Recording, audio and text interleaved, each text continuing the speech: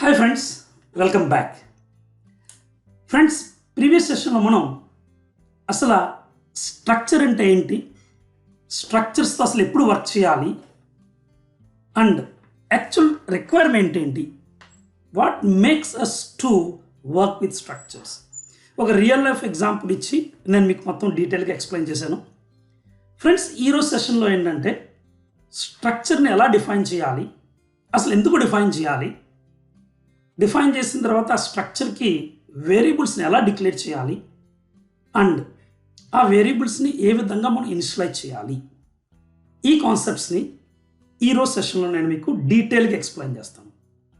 So ఇది agenda friends, defining a structure, declaring structure variable and then initializing structure variables. Friends ఏంటంటే first నేను మీకు థియరిటికల్గా మొత్తం కాన్సెప్ట్స్ని explain చేసి దాని తర్వాత ప్రాక్టికల్గా ఏంటంటే నేను మీకు కోడ్ రాసి కూడా చూపిస్తాను. సో ఫ్రెండ్స్, ఈ వీడియోని మీరు చివరి వరకు చూస్తేనే మీకు ఈ సబ్జెక్ట్ అనేది క్లియర్ కట్గా అర్థమవుతుంది. అండ్ ఫ్రెండ్స్, ఛానల్ని ఇంకా సబ్స్క్రైబ్ చేయకపోతే ప్లీజ్ వెంటనే ఛానల్ని సబ్స్క్రైబ్ చేయండి అండ్ పక్కన ఉన్న బెల్ ఐకాన్ని కూడా క్లిక్ చేయండి. Friends, what do you mean by a structure?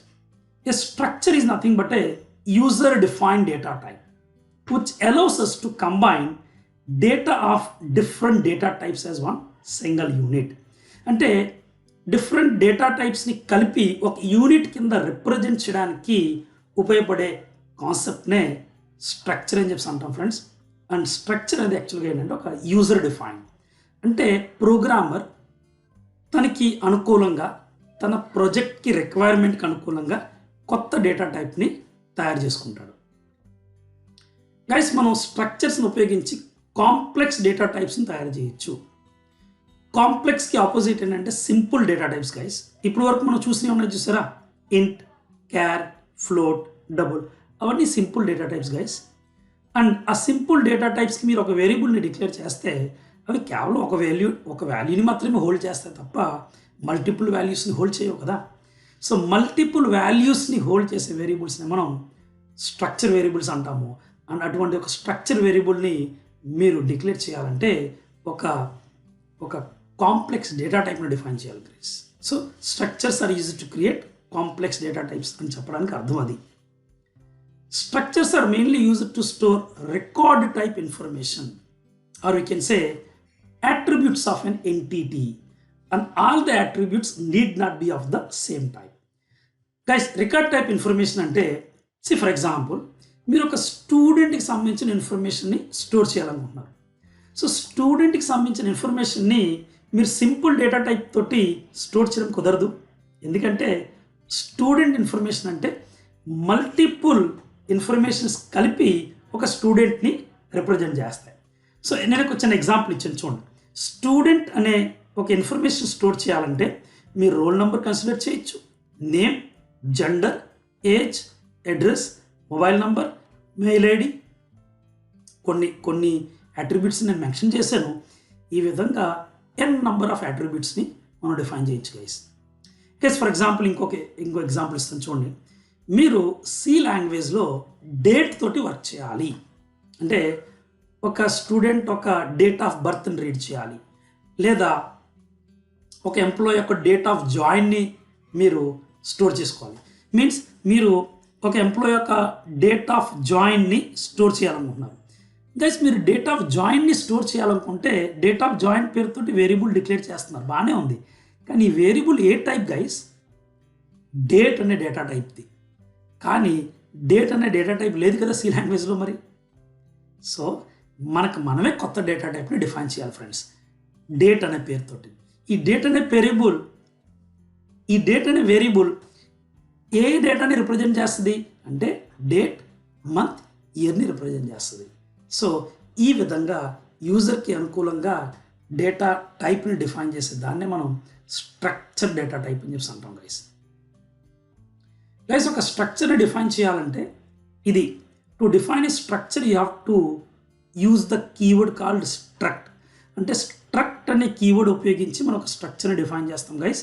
And ఈ స్ట్రక్ట్ కీవర్డ్ ఏం చేస్తుందంటే ఒక కొత్త డేటా టైప్ని తయారు చేయడానికి ఉపయోగపడుతుంది with one or more members in it.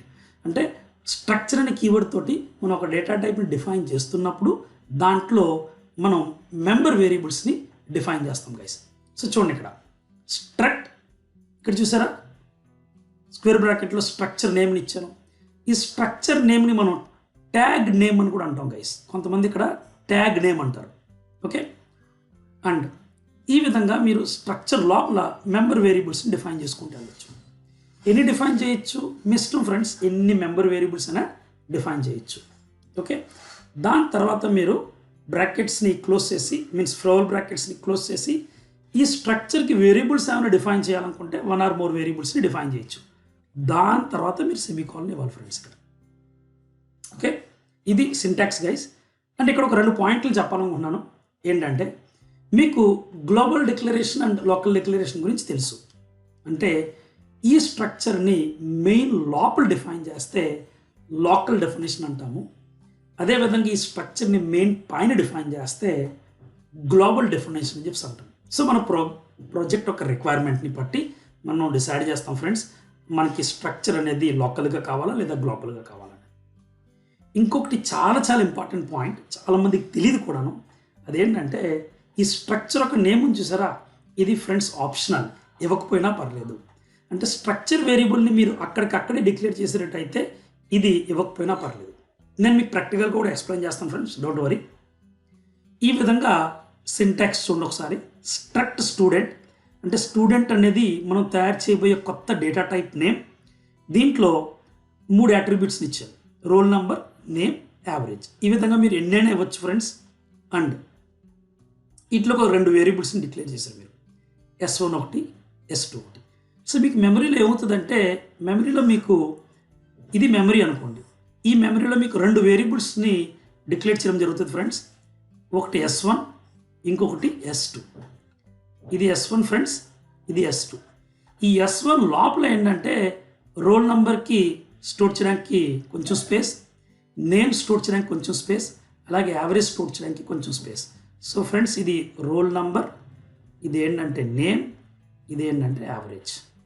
So ఇది మెయిన్ వేరియబుల్ నేమ్ S1. దీని లోపల ప్రతి మెంబర్ కూడా ఒక నేమ్ ఉంటుంది ఫ్రెండ్స్, అది రోల్ నంబర్, నేమ్, యావరేజ్. అదే ఫ్రెండ్స్ ఇది roll number, name, average. Same ఇదే విధంగా ఇవే మెంబర్స్ మీకు ప్రతి స్ట్రక్చర్ వేరియబుల్లో క్రియేట్ అవ్వడం జరుగుతుంది ఫ్రెండ్స్. ఇది స్ట్రక్చర్ డెఫినేషన్ వరకు. నెక్స్ట్ స్ట్రక్చర్కి వేరియబుల్స్ని ఎలా డిక్లేర్ చేయాలి friends? We can declare variables for the structure in 2 different ways. 2 రకాలుగా డిక్లేర్ చేయొచ్చు గైస్. ఒకటి at the time of defining the structure, ఇంకొకటి ఆఫ్టర్ డిఫైనింగ్ ద స్ట్రక్చర్. రెండిట్లో ఎగ్జాంపుల్ చూడండి ఒకసారి. మీరు ఇక్కడ స్ట్రక్చర్ని డిఫైన్ చేస్తారు, structure student, roll number, name, average. ఈ స్ట్రక్చర్ని క్లోజ్ చేయగానే ఇమ్మీడియట్లీ సెమీకాలన్కి ముందు మీరు వేరియబుల్ నేమ్స్ని రాసుకుంటూ వెళ్ళిపోతారు. దీన్నే మనం ఏంటంటే defining structure variables at the time of defining the structure, means declaring structure variables at the time of defining the structure. ఇది ఒక model friends. After defining the structure ఏంటంటే మీరు స్ట్రక్చర్ని డిఫైన్ చేస్తున్నారు, ఇక్కడ రోల్ నంబర్, నేమ్, యావరేజ్ అన్నారు friends. మీరు ఇక్కడ semicolon ఇచ్చేసారు. సెమీకాలన్ ఇండికేట్స్ టెర్మినేషన్ కదా, అంటే స్ట్రక్చర్ డెఫినేషన్ అక్కడితో కంప్లీట్ అయిపోయింది. దీనికి అర్థం ఏంటంటే మీరు ఒక కొత్త డేటా టైప్ని తయారు చేస్తారు గైస్. ఆ డేటా టైప్ పేరేంటి? స్టూడెంట్. ఫ్రెండ్స్ మీరు ఎప్పుడైనా ఒక ఇంటీజర్ నంబర్ని రీడ్ చేయాలనుకున్నప్పుడు ఏం చేస్తారు? మీరు ఇంట్ అని చెప్పి ఒక డేటా టైప్ తీసుకుని దానికి ఒక వేరియబుల్ని క్రియేట్ చేస్తారు. So what is X? X is a variable of which type? Integer type guys. మరి అదేవిధంగా మీరు ఒక స్టూడెంట్ ఇన్ఫర్మేషన్ స్టోర్ చేయాలంటే ఏం చేయాలి? మీరు ఏం చేయాలంటే ఎస్ అని చెప్పి ఒక వేరియబుల్ డిక్లేర్ చేయాలి. S a type guys? Student type. So మీరు స్టూడెంట్ ఎస్ అనాలి, ఎందుకంటే ఇక్కడ ఇంట్ అనేది ఎలాగైతే ఒక డేటా టైపో ఇక్కడ అదే విధంగా మనకి ఏంటంటే స్టూడెంట్ అనేది డేటా టైప్. ఈ ఎస్ అనేది ఏంటి? Variable of student type. కానీ గైస్ ఇక్కడ మీరు స్టూడెంట్ ఎస్ అని చెప్పి డైరెక్ట్గా రాశారు ఈ స్ట్రక్చర్ డిఫైన్ చేయకుండా, అప్పుడు మీకు ఎర్రర్ వస్తుంది. ఎందుకంటే కంపైలర్కి తెలియదు కదా అసలు స్టూడెంట్ అనేది ఏంటో అన్నది. సరే మరి ఇంటీజర్ ఎక్స్ అన్నప్పుడు ఎటువంటి ఎర్రర్ ఎందుకు రాదు? ఎందుకంటే ఇంటీజర్ అనే డేటా టైప్ ఆల్రెడీ డిఫైన్ అయి ఉంది. సి లాంగ్వేజ్ డెవలపర్స్ దాన్ని డిఫైన్ చేస్తారు. అందువల్ల మీరు డైరెక్ట్గా ఇంటీజర్ ఎక్స్ అని చెప్పి ప్రోగ్రామ్తో వర్క్ చేయొచ్చు. కానీ మీరు స్టూడెంట్ ఎస్ అని చెప్పి ఒక స్ట్రక్చర్ వేరియబుల్ డిఫైన్ చేయాలనుకుంటే ఫస్ట్ ఆఫ్ ఆల్ మీరు స్ట్రక్చర్ డిఫైన్ చేయాలి గైస్. అండ్ ఇది యూజర్ డిఫైన్ డేటా టైప్ కాబట్టి మీరు క్లియర్ కట్గా కంపైలర్కి చెప్పాలి ఇది ఏ టైప్ అని చెప్పి. సో స్ట్రక్ట్ అనే కీవర్డ్ ఖచ్చితంగా ప్రతి చోట రాయవలసిందే. సో ఇలా ఉంటుంది ఫ్రెండ్స్, స్ట్రక్ట్ స్టూడెంట్. ఓకే, ఇక్కడ స్టూడెంట్ అనేది డేటా టైప్, స్ట్రక్ట్ అనేది కీవర్డ్ గైస్. ఇది డేటా టైప్ కాదు, ఇది కీవర్డ్ ఏంటంటే S1, S2 are nothing but the two variables of this particular structure called student. ఇక్కడికి వేరియబుల్ డిక్లరేషన్ పార్ట్ కంప్లీట్ అయింది friends. ఇప్పుడు నేను వాటిని ఎలా ఇన్స్టలైజ్ చేయాలి అది చూపిస్తాను. సో ఈ విధంగా మీరు ఏంటంటే స్ట్రక్చర్కి ఒక వేరియబుల్ని డిఫైన్ చేసి దట్స్ నథింగ్ బట్ డిక్లేర్ చేసి ఫ్లోర్ బ్రాకెట్స్ ఉపయోగించి మీకు కావాల్సిన డేటాని మీరు ఇన్స్టలైజ్ చేసుకుంటూ వెళ్ళచ్చు. ఫ్రెండ్స్ మీరు స్ట్రక్చర్లో ఏ ఆర్డర్లో అయితే కనుక మీరు వేరియబుల్స్ని మెన్షన్ చేసుకుంటూ వచ్చారో అదే ఆర్డర్లో ఇక్కడ మీరు డేటాని ఇన్స్టలైజ్ చేసేయండి. అని గుర్తుపెట్టుకోండి, character variable always should be initialized in single quotes and string should be kept inside the double quotes. That's nothing but enclosed. Character వేరియబుల్స్ని ఎప్పుడు సింగిల్ కోట్స్తో ఎన్క్లోజ్ చేయాలి, స్ట్రింగ్స్ని ఎప్పుడు డబుల్ కోట్తో ఎన్క్లోజ్ చేయాలి friends. Next, accessing data members of structure variables. అంటే ఇప్పుడు మీరు ఒక స్ట్రక్చర్ డిఫైన్ చేశారు, దాంట్లో ఇదిగోండి ఇది స్ట్రక్చర్ ఫ్రెండ్స్. ఓకే, ఇది S1 అనుకోండి, ఇది వేరియబుల్. దీంట్లో రోల్ నెంబర్ స్టోర్ చేయాలి, నేమ్ స్టోర్ చేయాలి అండ్ యావరేజ్ స్టోర్ చేయాలి. So you cannot say guys roll number equals to 101 ఇలా డైరెక్ట్గా ఇవ్వడం కుదరదు. ఎందుకంటే రోల్ నెంబర్ మనం డైరెక్ట్గా డిక్లేర్ చేయలేదు, స్ట్రక్చర్ లోపల డిఫైన్ చేసాం. సో మీరు ఏం చేయాలంటే S1 డాట్ రోల్ నెంబర్ అని అనాలి. అంటే దానికి అర్థం ఏంటంటే S1 అనే స్ట్రక్చర్ వేరియబుల్లో రోల్ నెంబర్ అనేది ఒక స్ట్రక్చర్, ఒక మెంబర్ అని చెప్పాలి ఫ్రెండ్స్ ఈ విధంగా. So members of the structure are accessed using dot operator అని అర్థం ఫ్రెండ్స్. సో సింటాక్స్ ఏంటంటే structure variable name dot data member ఏంటంటే. సో ఎగ్జాంపుల్ చూడండి, ఇక్కడ S1 dot roll number, S1 dot name, S1 dot average. So friends ఇది explanation part అయింది. ఇప్పుడు ఇదే కాన్సెప్ట్ నేను మీకు ప్రాక్టికల్గా ఎక్స్ప్లెయిన్ చేస్తాను. So let's go to C-free IDE. Friends ఇది మన C-free IDE అండ్ ఇక్కడ నేను మీకు ఏంటంటే ఇప్పటివరకు చెప్పిన కాన్సెప్ట్స్ని ప్రాక్టికల్గా ఎక్స్ప్లెయిన్ చేస్తాను. ఫ్రెండ్స్ వీడియో లెంగ్తీ అవుతుంది, కోర్స్ అయింది కూడాను, బట్ కాన్సెప్ట్ని డీటెయిల్గా ఎక్స్ప్లెయిన్ చేయాలంటే ఖచ్చితంగా టైం అయితే స్పెండ్ చేయవలసింది ఫ్రెండ్స్. ఓకే, స్ట్రక్చర్ నేను మెయిన్ లోపలే డిక్లేర్ చేస్తాను ఫ్రెండ్స్. చూడండి ఒకసారి, స్ట్రక్చర్ నేమ్ వేస్తున్నానంటే స్టూడెంట్. ఓకే, ఇక్కడ integer roll number semicolon, character name of 20 and float average. ఈ విధంగా ఒక స్ట్రక్చర్ని ఇచ్చాను ఫ్రెండ్స్. ఇప్పుడు మీరు ఈ స్ట్రక్చర్కి ఎక్కడో ఒక వేరియబుల్ని డిక్లేర్ చేయాలనుకుంటే S1 అని చెప్పి ఒక వేరియబుల్ని డిక్లేర్ చేయొచ్చు ఫ్రెండ్స్. చూడండి S1. ఓకే ఫ్రెండ్స్, మీరు ఈ S1ని డిక్లేర్ చేయకుండా ఈ స్ట్రక్చర్ మెమరీలో ఎన్ని బైట్స్ ఆక్యుపై చేస్తుంది అని అడిగితే మీరు ఏమని చెప్తారు? చాలామంది ఏమంటారంటే sir roll number 4 bytes, name 20 bytes, average 4 bytes. So 4 + 20 + 4 28 bytes occupy చేస్తారు సార్ అంటారు. కానీ రాంగ్ ఫ్రెండ్స్, నేను జస్ట్ స్ట్రక్చర్ని డిఫైన్ చేశాను, ఈ స్ట్రక్చర్కి ఎటువంటి వేరియబుల్ని డిక్లేర్ చేయలేదు. గుర్తుపెట్టుకోండి, చాలా చాలా ఇంపార్టెంట్ పాయింట్. మీరు ఈ స్ట్రక్చర్కి వేరియబుల్ని డిక్లేర్ చేసేటప్పుడే మీకు మెమరీ అలొకేట్ అవుతుంది, అప్పటి వరకు మీకు మెమరీ అలొకేట్ అవ్వదు. మీరు ఎప్పుడైతే S1 అంటారో అప్పుడు మీకు మెమరీ అలొకేట్ అవుద్ది. ఫ్రెండ్స్ మెమరీ అనేది వేరియబుల్కి అలొకేట్ అవుద్ది కానీ మెమరీ అనేది డేటా టైప్ కాదు. ఫ్రెండ్స్ అర్థమైందా? మీకు మెమరీ అనేది వేరియబుల్కి అలొకేట్ అవుద్ది, డేటా టైప్ కాదు. ఓకే, సో ఈ S1కి ఎంత మెమరీ అయింది, అలొకేట్ అయింది తెలుసుకోవాలనుకుంటే ఇక్కడ సైజ్ ఆఫ్ S1 అనండి, print of %d size of S1. ఒకసారి రన్ చేసి చూపిస్తాను చూడండి. F5 ఫ్రెండ్స్ చూసారా, 28 bytes వచ్చింది కదా. అంటే ఈ S1 అనే వేరియబుల్కి మనకి 28 bytes అలొకేట్ అవ్వడం జరిగింది. ఫ్రెండ్స్ ఇప్పుడు ఇద్దరు స్టూడెంట్స్ ఇన్ఫర్మేషన్ స్టోర్ చేయాలనుకుంటే 2 వేరియబుల్స్ డిక్లేర్ చేయండి, S1 S2. ఇప్పుడు 28 + 28 bytes ఆఫ్ మెమరీ అలొకేట్ అవుతుంది ఫ్రెండ్స్. సో దీన్ని మనం ఏంటంటే declaring structure variable at the time of defining the structure అంటాం. ఇది నేను ఇంకో కాన్సెప్ట్ ఎక్స్ప్లెయిన్ చేస్తాను. ఒకవేళ స్ట్రక్చర్ మీరు డిఫైన్ చేస్తారు, డెఫినేషన్ పూర్తి అయిపోయిన తర్వాత ఇప్పుడు వేరియబుల్స్ని డిక్లేర్ చేయాలి. ఎలా చేయాలి? చూడండి, స్ట్రక్ట్ స్టూడెంట్ S1 ఈ విధంగా. దీంట్లో మీరు ఏదైనా డేటా స్టోర్ చేయాలనుకున్నా ఈ విధంగా స్టోర్ చేసుకుని friends, equals to floor bracket start చేసి ఇక్కడ ఏం చేస్తారంటే 101 కామా రాజ్ కామా ఇక్కడ యావరేజ్ ఇవ్వండి 90 సెమీకోలన్. ఇంకొక స్ట్రక్చర్ వేరియబుల్ కావాలి, struct student S2 equals to floor bracket starts. Okay, ఇక్కడ రోల్ నెంబర్ 102, నేమ్ వచ్చేటప్పటికి ప్రేమ్, 99 వచ్చేటప్పటికి మార్క్స్. ఫ్రెండ్స్ నేను ఇప్పుడు ఈ డీటెయిల్స్ని ప్రింట్ చేయాలనుకుంటున్నాను. So first student information as well as second student. So %d %s %f first student information print చేయడానికి S1 dot చెప్పాను కదా ఫ్రెండ్స్, మనం డైరెక్ట్గా రోల్ నెంబర్ అంటే రాదు, మీరు structure variable dot member of the స్ట్రక్చర్ని ఉపయోగించాలి. నేను డాట్ అనగానే ఆటోమేటిక్గా వచ్చింది చూసారా రోల్ నెంబర్ అని చెప్పి, ప్రెస్ ఎంటర్కి, దట్స్ ఇట్. S1 డాట్ మీరు ఏమి టైప్ చేయక్కర్లేదు ఫ్రెండ్స్, మీరు అది సెలెక్ట్ చేసి మీకు కావాల్సిన వేరియబుల్ సెలెక్ట్ చేసి ఎంటర్కి ప్రెస్ చేయండి, that's it. S1 dot average.